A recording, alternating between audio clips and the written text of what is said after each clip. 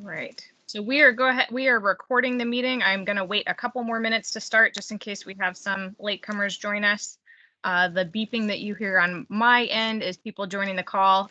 So we'll wait a couple more minutes and then we'll go ahead and officially kick off. But thanks so much for joining us this evening for the Gillham Complete Streets public meeting.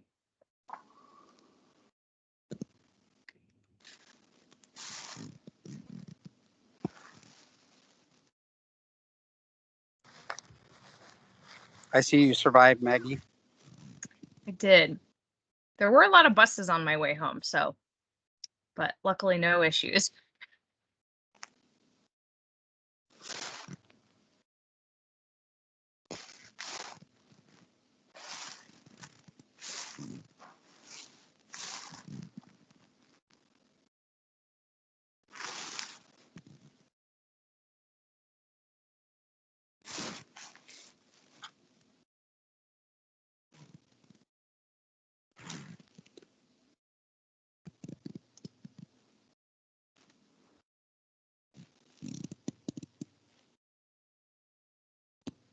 I'm going to wait one more minute and then we'll go ahead and get started.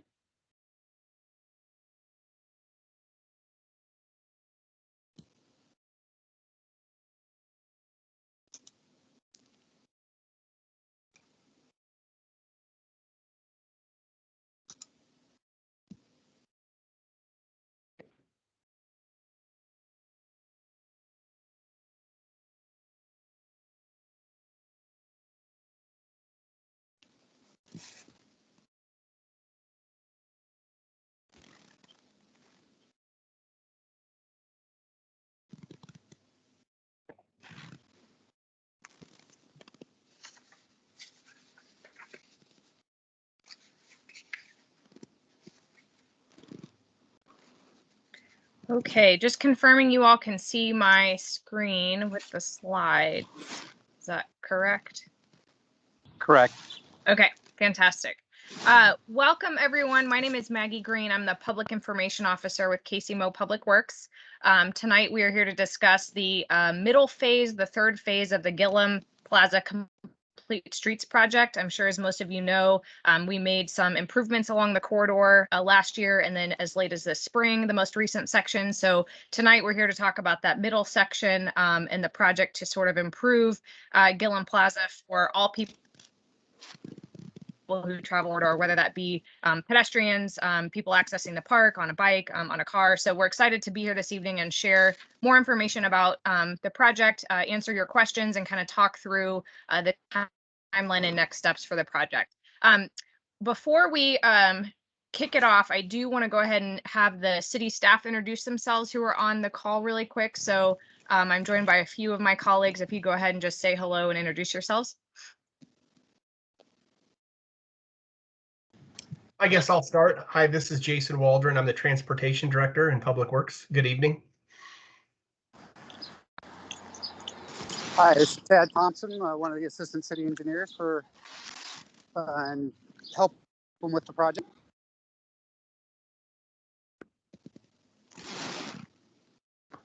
This is Randy Lewine, Project Manager in Public Works.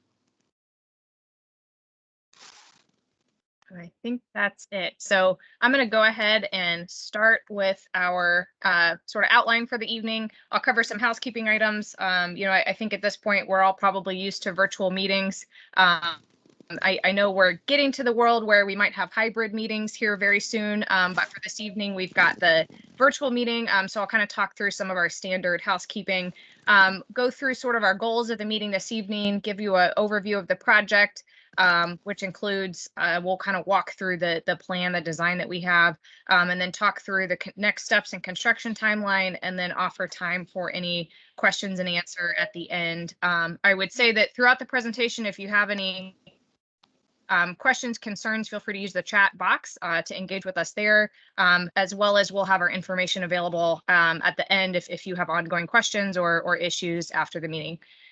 So we ask that everybody stays muted unless called on to speak at the very end. That way, we can make sure to minimize our background noise. We are recording this meeting. I will be sure to post it on the city's YouTube page and the project webpage here in the next couple of days. So that way, if there are folks who missed the conversation tonight, you can rewatch it, send it to your neighbors. If you want to rewatch as many times as you want, we will have that available here in the next couple of days. Again, I already mentioned that the chat box, please feel free to pop your thoughts or questions there. We will try to wrap up at 7. And, if we go over a couple of minutes to wrap up some questions, we can certainly do that. But if we can't get to everything, please do feel free to reach out to us, or if you have things that come up, thoughts, questions, concerns that come up after the meeting, please feel free to shoot us an email or give us a call.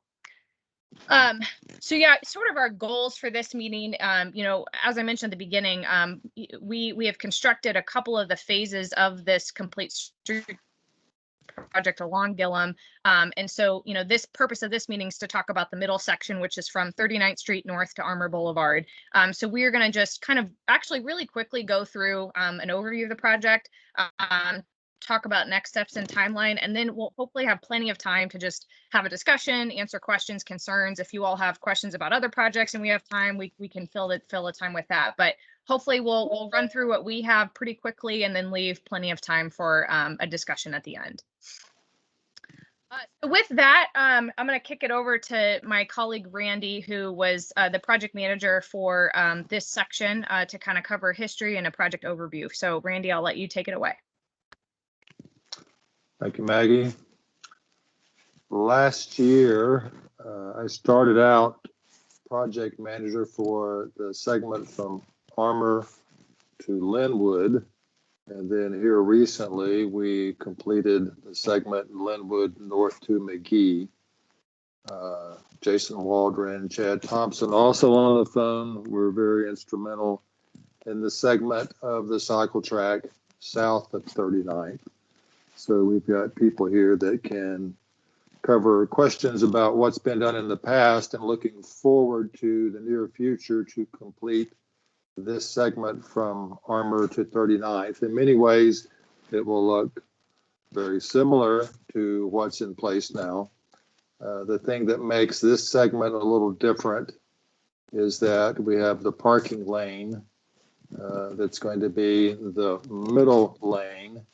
And that's going to basically serve as parking, essentially very similar in terms of the size and number of parking spaces that are there currently, but it also serves as something of a buffer between the driving lane and the cycle track, which will be on the east side. The cycle track will be also noted by the delineators that you see on the portions of the cycle track that have already been constructed as well. So the intent is to connect the segments to the north and to the south with this piece in the middle. The funding is in place to construct this. The preliminary plans that we have posted on our website are a very good representation of what we're proposing to do, although we're working out a few details at this point. But if everything goes according to schedule this summer, maybe as early as July, we'll be moving into construction to complete this portion that will, as Maggie said earlier, will give us a total length 2.5 mile cycle track. So hopefully you've had an opportunity to look at the plans, and looking at what's there now, you should have a pretty good idea of what we're proposing. We've had some early contact and communication with some of the residents along that section of Gillham. For the most part, I think the feedback has been positive, but we certainly want to hear from you tonight with any comments or questions that you may have, in hopes that we can provide as much information as possible in the meeting this evening. Thanks, Randy. Can you talk a little bit too about the, in addition to the cycle track, some of the other work we're trying to coordinate with as far as the crosswalk and ADA ramps go, and then maybe talk a little bit about parking, because I know that that's a big concern for the neighborhood, and just sort of address, the fact that we're not eliminating parking with this design. So didn't know if you could speak to those 2 points really quick. Yeah, as far as the proposed sidewalk ADA work at 37th and Gillham, there are not ADA ramps there on either side of 37th. So we are proposing to go ahead and take care of that sidewalk work and add the ADA ramps as well as a crosswalk that would essentially connect to the park across the street, adding another ADA ramp on the other side of the street as well. That was a meeting that Maggie and I had a couple of months ago, so we've been able to incorporate that work into the overall project. In terms of parking, essentially there's parking along the curb in the east lane presently. Essentially what we're going to be doing is moving that parking into the center lane. So there's not going to be a significant change in the number of parking spaces or the amount of space that's allocated for parking. I think the biggest change is, particularly as you get closer to Armour, there are restricted parking spaces not allowed between, I believe, 7 a.m. and 9 p.m. Essentially, that restricted parking goes away. So it opens up parking on the north end of the project where it was restricted before. Those restrictions will no longer be in place. But in terms of the net overall parking, it will be very similar to what is provided currently. Awesome. Thank you. I'm going to go ahead and stop sharing the presentation and hover over to the project plans real briefly so that you all can see. You can see that as an option right now. As she's doing that, let me say, the buffer that you see in the cycle track now, you see the curb stops, the concrete curb stops and the delineators, especially where we have the cycle track that is immediately adjacent to a driving lane. We felt it was important to have the curb stops and the delineators. In this segment, where we have the parking in the center lane, that will essentially serve as somewhat of a buffer between the driving lane and the cycle track. So for that segment, you will see delineators only. And again, we're still wrapping up the final design details of the project, but at present, we would not have those concrete parking stops there on the street. It would just simply be the delineators themselves. This is a shot of the intersection of 39th Street. So we'll kind of work going south to north. And you can see the Harrison kind of veers off to the right, to the northeast. The plan there is to restrict that. It's very wide now. So we need to narrow that down to protect cyclists so the travel path across Harrison is not as long. So we will be striping the pavement and adding delineators to narrow that down, again, to make that travel distance about half of what it currently is now.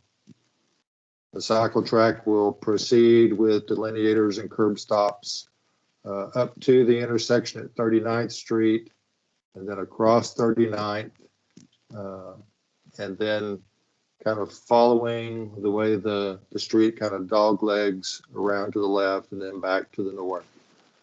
So that portion of the cycle track, you'll see quite a bit of buffer between the driving lane and the cycle track, but going through the intersection, we're very mindful of trying to protect cyclists there. As it winds back around to the north, we'll stop the curb stops and then just start using delineators. Again, the parking lane is shown in the middle, the cycle track on the right, the driving lane on the left. And essentially, that's the way it's going to look all the way north to Armour. We'll have green paint at all of the streets and private drives that we cross to basically enhance that and remind drivers that there is a cycle track crossing there.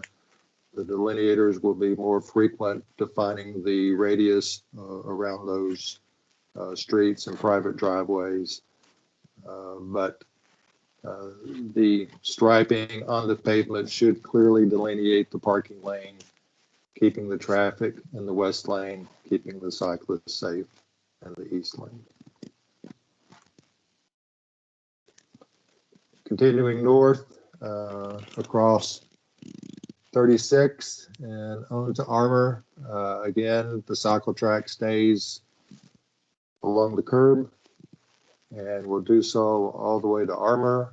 We will have the parking lane tapering to a right turn lane as you get very close to Armour, but there'll be parking provided up to that point. That turn lane will be clearly delineated. At that point, the cycle track then will connect with what has already been constructed going Armour north to McGee.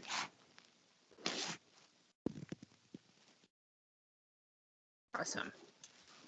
I'm going to navigate back over to our presentation.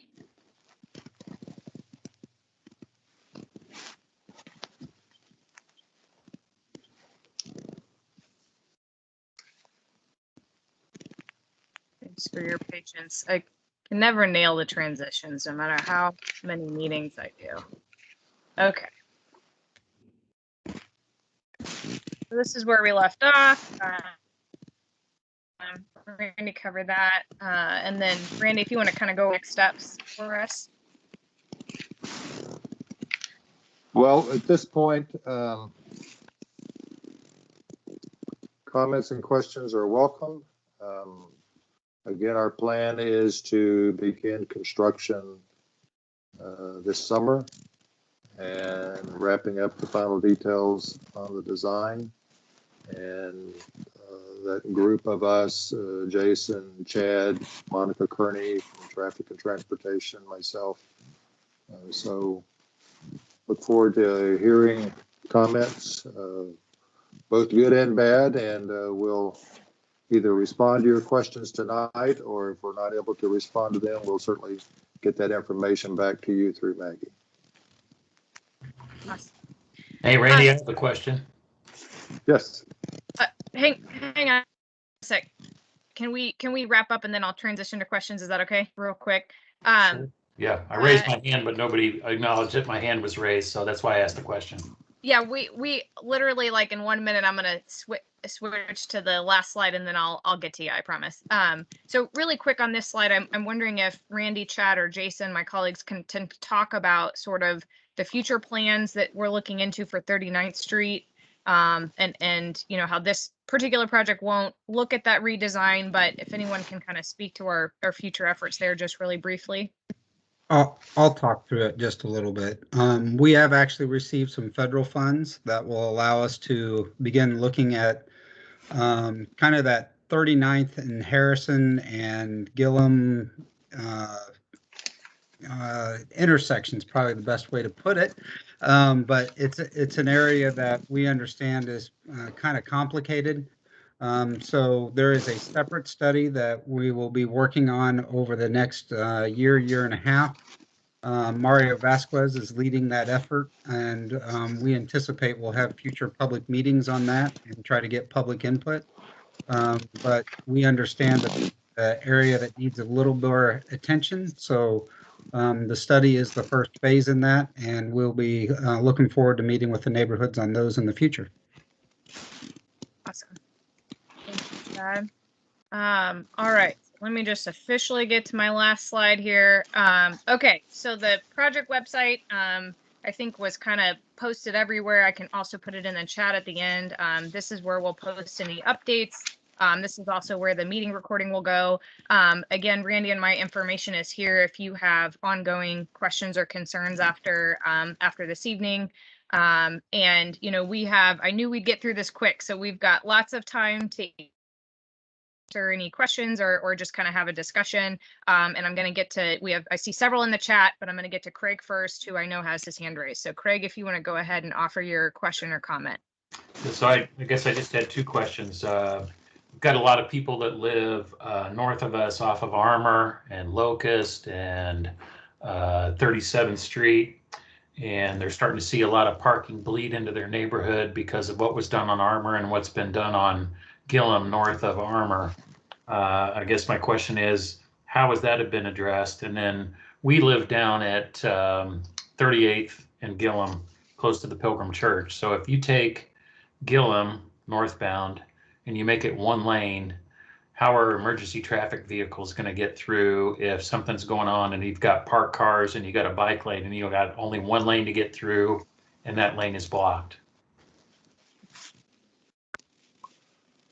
When you say parking bleeding into the neighborhood, maybe explain that a little more, what your concerns are. Well, there are numerous apartment projects that have taken place over the last 4 or 5 years up on Armour, and there's very little parking available. So people that used to live at Armour Boulevard and Cherry are seeing parking on both sides of the street, all the way down to where down to 38th all the way Street. down to 38th Street, really.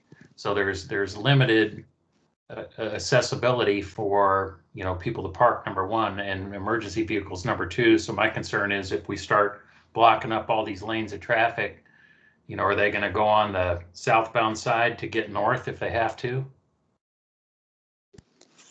Well, in terms of parking, certainly the intent was to not alter the parking situation one way or the other. We're always sensitive to try to keep the number of parking spaces at least as many as there currently are and not to infringe upon that. And I think we've done that. As far as the parking bleeding into the neighborhood, I don't know that there's anything I can offer this evening to speak to that, other than I'm happy to follow up and look into that and see what I can provide in terms of a response. And is the concern on the parking more to do with the development in the area than the project that we have? Well, I think it's kind of combined. I mean, you know, what you've done up on Armour already has taken a congested situation and I think made it worse.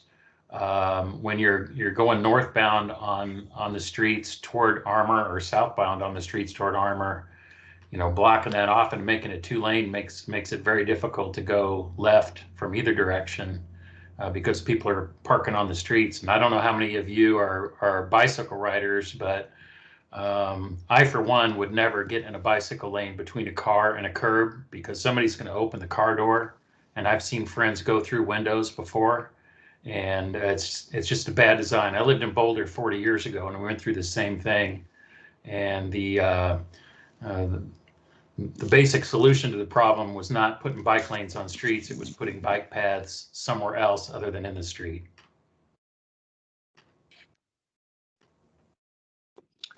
As far as the emergency vehicles, our expectation is that they would grow to learn that, yes, there is a one lane available there and take alternate lanes if they can. Certainly use alternate lanes north and south. I mean, Main Street's going to be closed for like 4 years if you've driven up and down Main Street lately between the plaza and Pershing. I mean, it's a mess right here right now. So we're going to make it worse. Yeah. Anyway.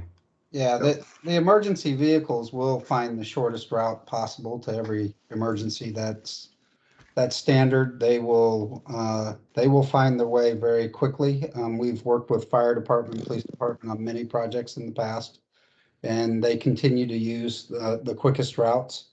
And they will continue to work on their times and their routes, and they continue to drive on a daily basis to make sure that they know what the traffic patterns are.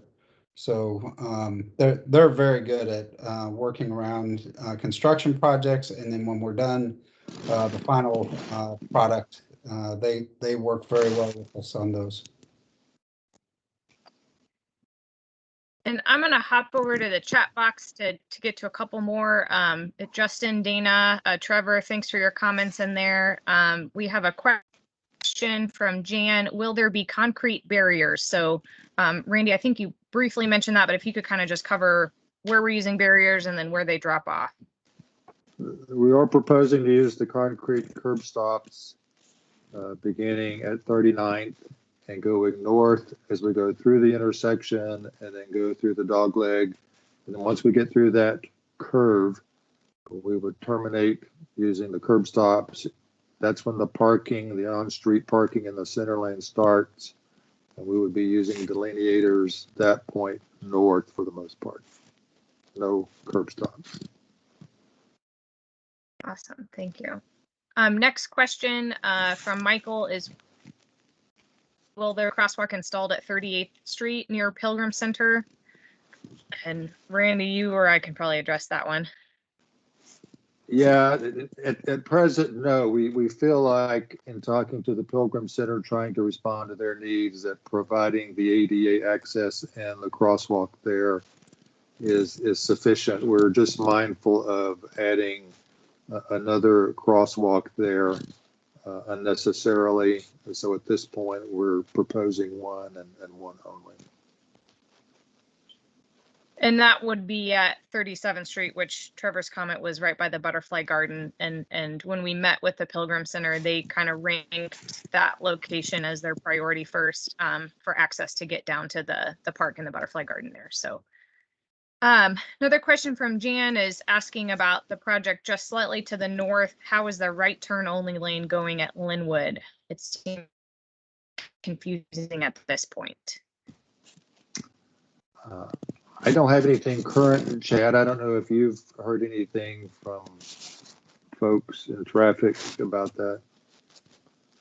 I haven't heard anything recently. I know it took a few weeks to transition to get used to having it there, but I think as traffic has learned the patterns and the transition, it seems like the neighborhoods have learned it, and then the kind of pass-through traffic has followed along with the neighborhoods. Any one of these projects takes a little bit of time. We expect that there's a learning period of several weeks and sometimes a month or two.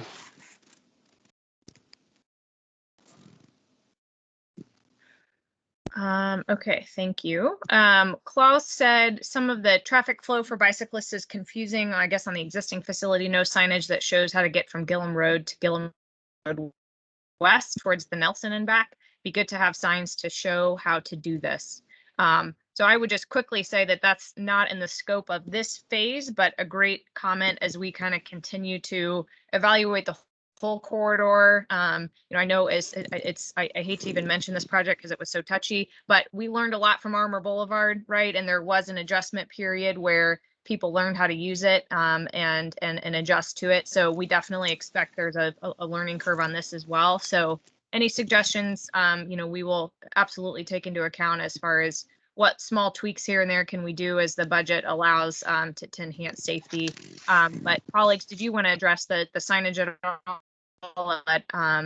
That would be Gillham Road and Gillham Road West. If not, I'll move to the next one. Maggie, I may ask one or make one comment that is a kind of outside the scope of this project and might actually make a very good PIAC request. And those requests are open now for next year's program. I think this year's program has been closed, but next year's program that they consider somewhere between August and September is kind of when we get most of those. That those meetings will start up, and that would be a good one to put in. Let's see. Trevor, Mark, acknowledge your comments. Thank you for sharing your thoughts there. Chris, it looks like you have a question about Armour and Gillham. So if you want to unmute yourself and go ahead and offer that question. Thanks, Maggie. Can you hear me? Yeah. You had a question about the northbound traffic at the intersection of Gillham and Armour. It looks like there's only one lane for through traffic and left turning traffic, and that's going to back up pretty significantly in the mornings. And for those of us that live in the area, that intersection's been a little bit of a mess the last couple years.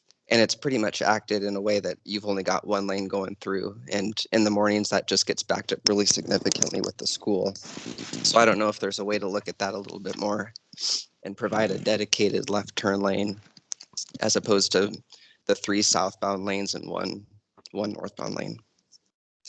Similar concerns with the project that just was completed a couple weeks ago. There's also no left turning lane at Linwood and at McGee, and both of those intersections have a substantial amount of left turn traffic that basically blocks all through traffic. I'm happy to take a look at that. I would say, you know, some of that maybe falls under the tweaking part of the design as we kind of go through the final stages here.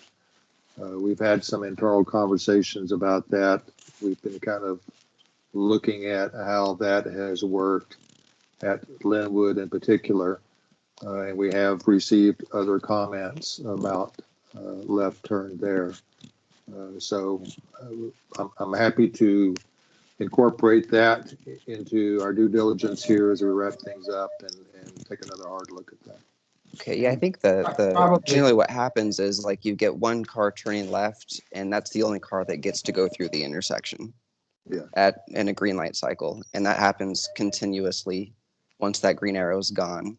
So you can go through 3 or 4 light cycles and get maybe 10 cars through, and that really backs up traffic in the morning. And I know that's something that our traffic engineers are looking at a couple of the locations that you mentioned. That would require additional improvements to the intersection, including additional pavement. So that's something that they've looked at as potentially a future capital project that would allow them to adjust the signals and redo the intersections. But at this time, those are not funded. Okay. And I'm wondering if there's even like a signal modification that can be done to allow left turning traffic at both of those other intersections on the northern project. I know this is still kind of in design for the middle phase, but that's my comments basically. Thanks, Chris. Jason, are you aware of any signal modifications that could be done or that we're looking into, or are we just kind of still evaluating at Linwood and 31st Street or Linwood and McGee? Yeah, no, I thanks, Maggie. The we had some traffic studies done on this, and then we had a lot of anecdotal data in the last few years with all the utility work going on the corridor, and it's a corridor that I drive twice a day at peak periods. And we haven't seen the type of backups that you're seeing, but that doesn't mean they don't exist. So, and I think Chad had it right. I think on these projects, we're trying to put these facilities in and kind of within the existing lane markings of the roads for the most part. And so I think if we do continue to see a pattern of backups or confusion, then we will take another look at some of these things. But yeah, right now it's more of a data collection phase, and we'll just continue to monitor it. Yeah, and I don't want to beat a dead horse at all here, but going back to that whole notion of the sinkhole that happened at Gillham when the road was actually blocked except for one lane, you had a lot of cars kind of speeding through Locust and Warwick to get around that intersection and then hop back onto Gillham. I could see something like that happening again when you've only got one lane that's supposed to accommodate the school left turning traffic and all the northbound traffic. So I'll leave it at that. Well, and that was some of the thinking. Just one thing I did not hear mentioned, and this isn't a direct a response to your concerns, but maybe just for people to understand, a lot of this not a lot of it, most of the groundwork of these projects was laid with the Gillham Planning for Sustainable Places planning study that hopefully you were all able to participate in. And one of the things that I think that kind of went into the location of this cycle track was the fact that generally, people kind of go to work at the same time, or excuse me, they kind of go to work. So I got that backwards. Go to work somewhat at different times, but everyone kind of seems to leave at or around 5 o'clock. And so that was some of the thinking and approach of putting it in the northbound segment of the corridor. Just thought I'd add that. I found that interesting when I reviewed the planning study. Thanks for that addition, Jason. Craig, I see your hand, but I'm going to work my way through the couple more comments that came in the chat. Dana, thank you for offering your feedback and comment, and Randy as well. Comment from Ryan to encourage staff to revisit the crosswalk at 38th and Gillham. So some concerns there, and seeing if I do know that our budget is only so much, and so we can certainly look into it, but I'm not exactly sure. Randy, I'll let you chime in as far as if that's something that we can add at this point or not. I think our conversation with Monica, the traffic group, was basically asking us to keep it at 1, just putting in those crossings kind of in a mid-block style where you don't have traffic stopping. We're just very concerned about pedestrian safety. Thank you for that. Wendy, you were mentioning that Jim has a question. So if Jim would like to unmute and offer your question. Yeah, I actually have 2 questions. The first question is, was there any consideration given to the timing of this project, given what's already been mentioned, the fact that, number 1, there was a sinkhole problem on Gillham. Number 2, there was some kind of a sewer problem just south of that at 36th Street, I believe. And then you've got all the construction that's gone on with the streetcar over on Main. I'm just, questioning whether or not this is the right time to be, doing a project like this with all the other traffic problems that have occurred. I'll probably yield to Chad or Jason on that one. Yeah, this is Jason. I mean, you can look at it one of 2 ways.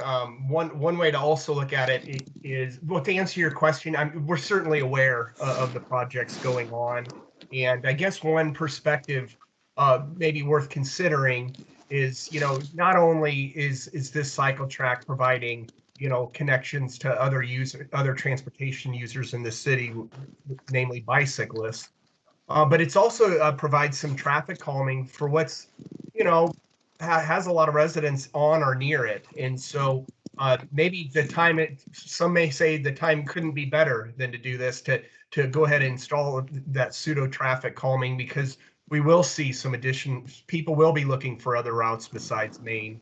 And, we want to make sure Gillham is a safe corridor for all the users.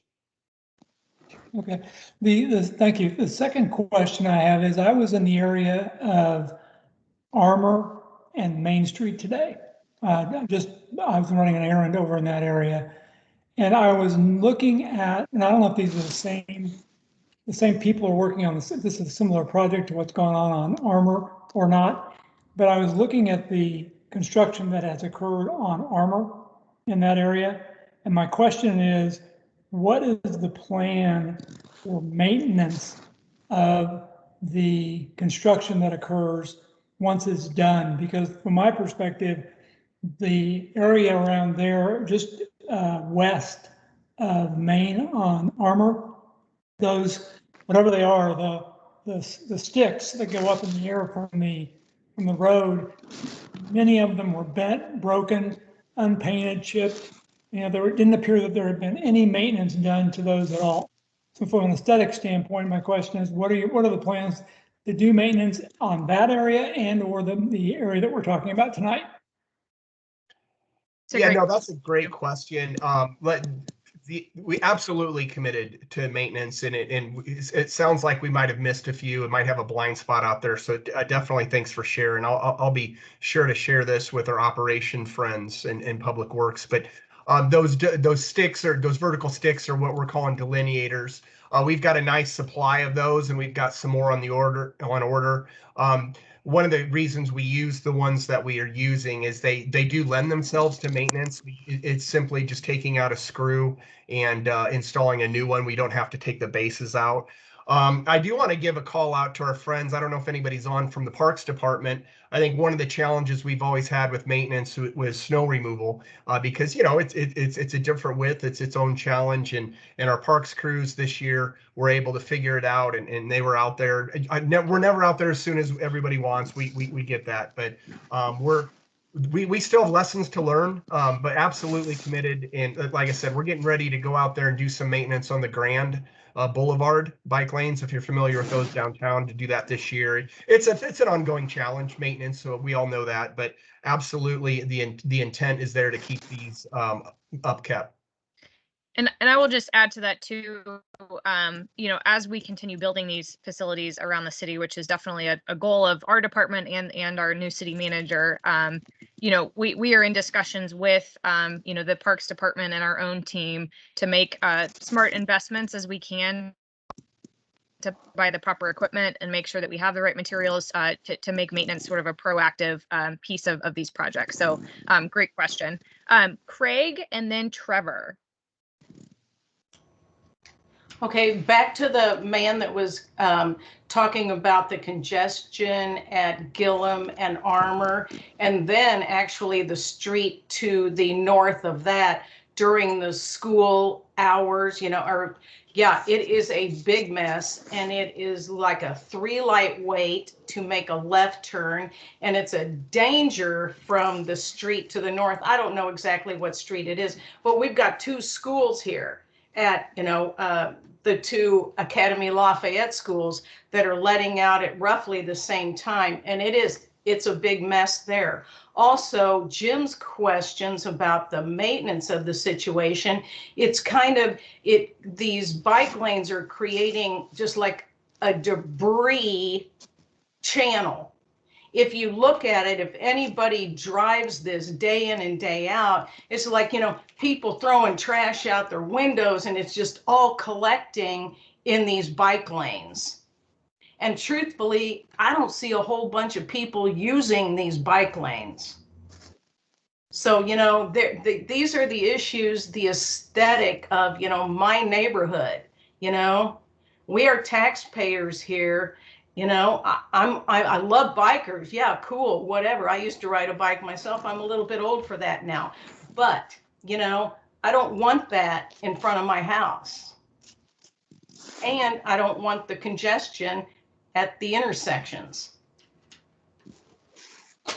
Thank you for sharing your comments. Right, Maggie, just really quickly, this is Jason. I want to make sure I capture. So the intersect, I just want to, we're all taking notes on our side. Which intersection in particular were you talking about that you had to wait 3 lights to get through? Armour and Gillham. Okay. During the hours where the schools are dropping off and picking up. So that's roughly like 3:30 in the afternoon. It's not 5 o'clock in the afternoon. It's like 3 o'clock at 3:30, whenever they let out. I think, yeah, roughly 3:30. Thank you. Were you traveling on Gillham or on Armour? It doesn't really matter, but on Armour, okay. Specifically, where I'm trying to make a left on to go south on Gillham. Okay. Trevor, do you want to ask your question or offer your comment? Yeah, sure. It's a comment, but it's related to a lot of conversation I'm hearing. So I have 3 boys in the neighborhood, and 2 of them will be going to the Academy Lafayette Armour campus. 1 goes there currently. He bikes there every day on 36th Street and crosses Gillham Road. And it's a very big safety concern for me as a parent. And with my middle son going there next year, it's going to be a continued safety concern for me, as well as my youngest boy will eventually be there as well. So Gillham narrowing down to 1 lane with parking, I think, is going to greatly increase the safety from what I can see. And I'm a very big proponent of what is being proposed. My kids bike on Armour currently and on the new bike lanes. I want to see this project move forward. I understand some of the concerns that have been voiced, but for safety reasons, I think that you guys are going in the right direction. Thank you. Thank you, Trevor. Catching up on a few comments. I'm not sure that any of them need. Let's see. Another point about the traffic signals at Armour Gillham. So I think that's definitely on our radar to kind of look at that, and if there's anything we can do that doesn't involve a huge capital project, we will definitely look into that. Let's see, someone commenting about the bike lanes being used. Yeah, I'm not sure if staff, if you have any other points to add, or if anybody else has any questions. Thank you for everyone who has offered comments and asked questions this evening for sure. I guess just the one last comment on staff side, listening to some of the comments that have been out there. If you see a maintenance issue, if you can turn that into the 311 system, that allows our staff to go out there and look at it. You obviously are our eyes and ears as well. So if you report that, that brings it to our attention and we can come take a look at it as well.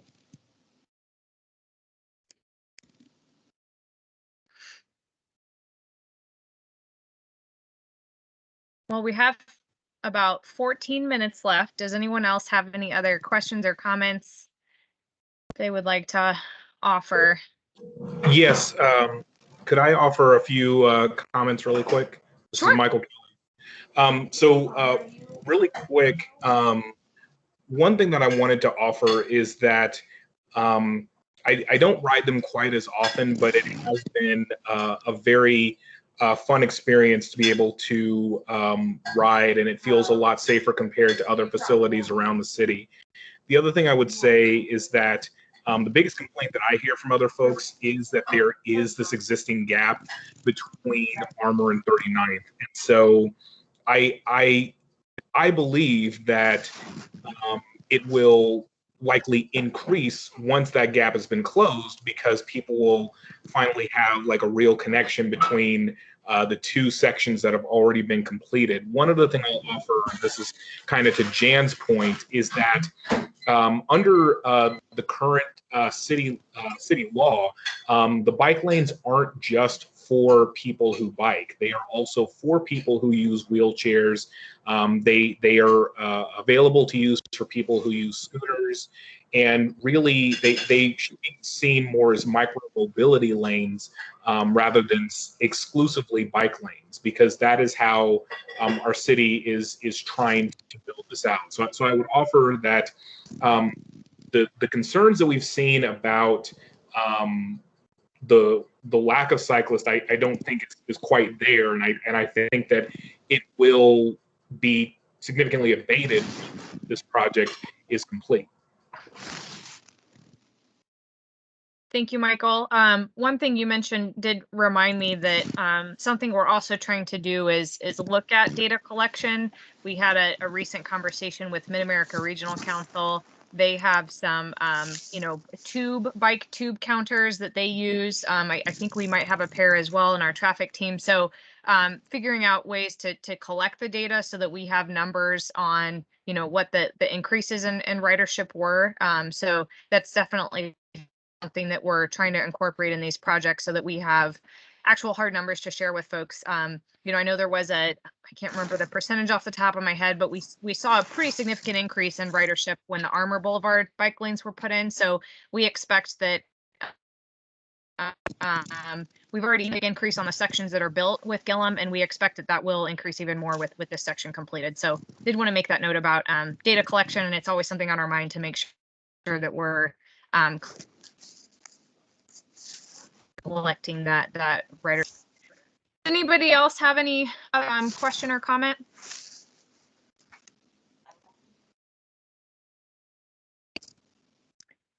Well, with that, Randy, Jason, or Chad, does anyone want to offer any closing comments before we end the meeting? I'll just add that, when we get a few of these gaps filled in, someone's family or a commuter is going to be able to, get on a bike at 85th and Prospect and ride in some kind of protected bike facility all the way through Brookside, Waldo, through the plaza, through Midtown, into the crossroads, through the downtown, get on the Heart of America Bridge and be in North Kansas City, all at a protected bike facility. And that's going to be important to a lot of people who rely on either bikes for transportation or recreation. And so we are excited about this project, and we do appreciate everybody's comments, because we don't ignore them. We take them in, and every time we do one of these, we think we do it a little bit better. And so I just want to appreciate everybody taking time out of their evenings to join us, and appreciate the dialogue. And I'll add on to what Jason said, that we really do appreciate the questions, comments, and concerns, especially the concerns. That allows us to take a look at our designs further and see if we can make them better as we go forward in the future. And on this particular corridor, that allows us to take a look and see what adjustments we may need to make. So we appreciate all the feedback that you've given us. Yes, I would echo what both of my colleagues said. Thanks again so much for joining us this evening.